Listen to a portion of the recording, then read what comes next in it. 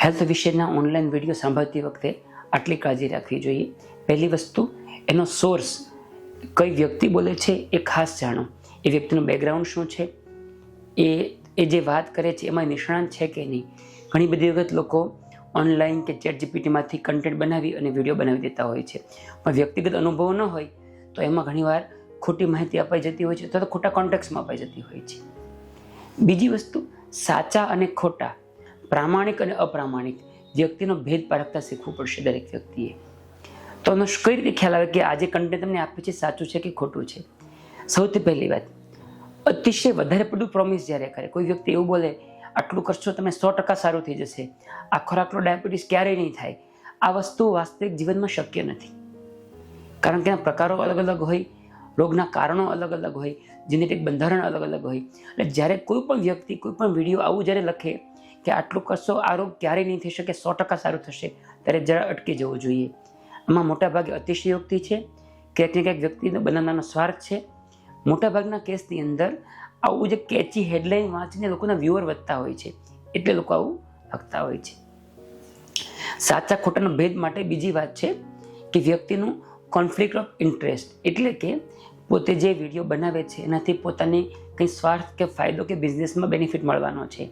જ્યારે આવું હોય ત્યારે માહિતી સાચી નહીં હોય, તટસ્થ નહીં હશે. આ સૌથી કોમન આજે બનતું હોય છે એ હેલ્થ સપ્લિમેન્ટમાં બનતું હોય છે. આજે કોઈ કંપની, મારે નામ નહીં દેવાશે અહીંયાથી, પણ બહુ બધી માર્કેટમાં કંપનીઓ છે, એક જાત જાતના પાવડર, શેક જાત જાતનું બનાવતું હોય છે, અને અમુક લોકો કદાચ એનાથી ફાયદો પણ થતો હશે, પરંતુ આ કંપનીઓ આ વસ્તુને ખૂબ જનરલાઇઝ બનાવી દેતા હોય છે. જે ફાયદો હોય એના કરતાં 10 ગણો બતાવતા હોય છે. અને ઘણી બધી વખત કેવું થતું હોય કે પાવડર તમે 100 વ્યક્તિને આપ્યો, એમાંથી 2ને ફાયદો થયો, એ 2 વ્યક્તિના વિડીયો લઈ અને સોશિયલ મીડિયામાં એને પ્રોમોટ કરતા હોય છે, સ્પોન્સર કરતા હોય છે. અને ઘણી બધી વખત એવું પણ જોયું છે કે સમાજના 10 કે 15 કોઈ સારા ડૉક્ટર કે હેલ્થના કોઈ સ્પેશિયાલિસ્ટ હોય, એની કંપની પૈસા આપીને પણ એ પ્રોડક્ટ વિશે સારું બોલવા માટે પ્રેરિત કરતા હોય છે. આ બધા જ કિસ્સાની અંદર સૌથી મોટું નુકસાન કન્ઝ્યુમરને થાય છે, પેશન્ટને થાય છે. કારણ કે એ સાચું માનીને જે સાંભળે છે એ હકીકતમાં યા તો ખોટું છે અથવા એને પોતાને ફાયદો કરે એવું નથી. એટલે જ્યારે તમને કોઈ પ્રોડક્ટ વસ્તુમાં તટસ્થતા ન દેખાય, કોઈ એક વસ્તુ પર અતિ ભાર દેખાય, ત્યાં સમજી લેવું કે આમાં કદાચ સંપૂર્ણ સાયન્સ નથી, ક્યાંક પોતાનો સ્વાર્થ છે.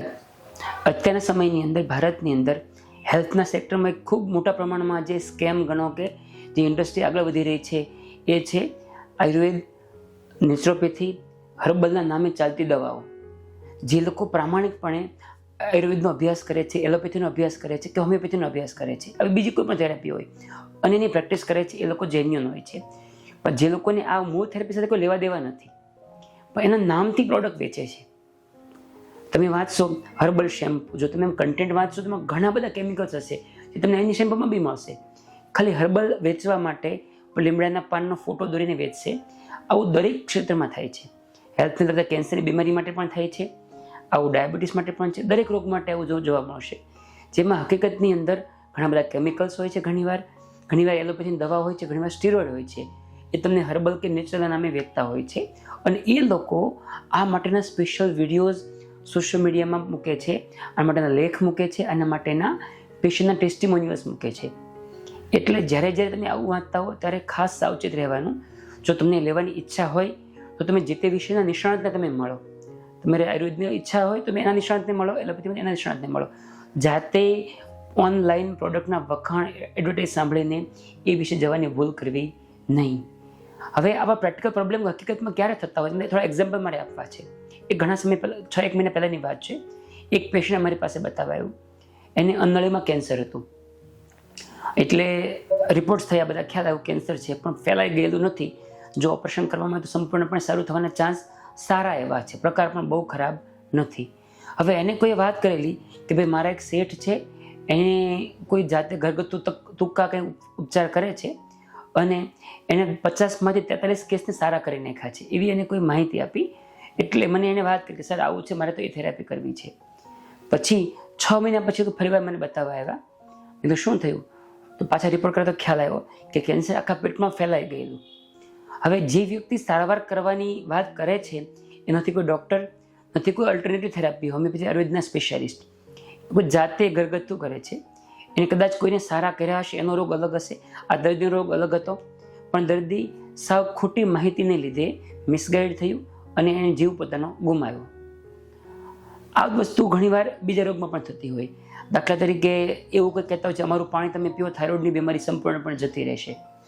અને પાછા એવું પણ કહેતા હોય કે મારી પાસે 500 કે 400 કેસની સ્ટડી છે એમ. અમે જ્યારે એ લોકો પાસે માગીએ ત્યારે મોટાભાગના કેસમાં કંઈ વાસ્તવિકતા મળતી નથી. 100% જ્યાં જ્યાં સારવાર આપતા હોય એવા કેસમાં હંમેશા ખોટું જોવા મળે છે.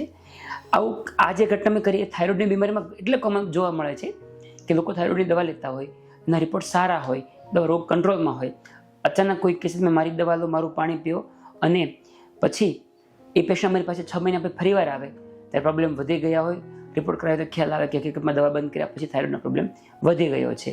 હું જે પાણી પીધું નથી કોઈ ફાયદો થયો નથી. એટલે આ બધાથી તમે ચેતજો.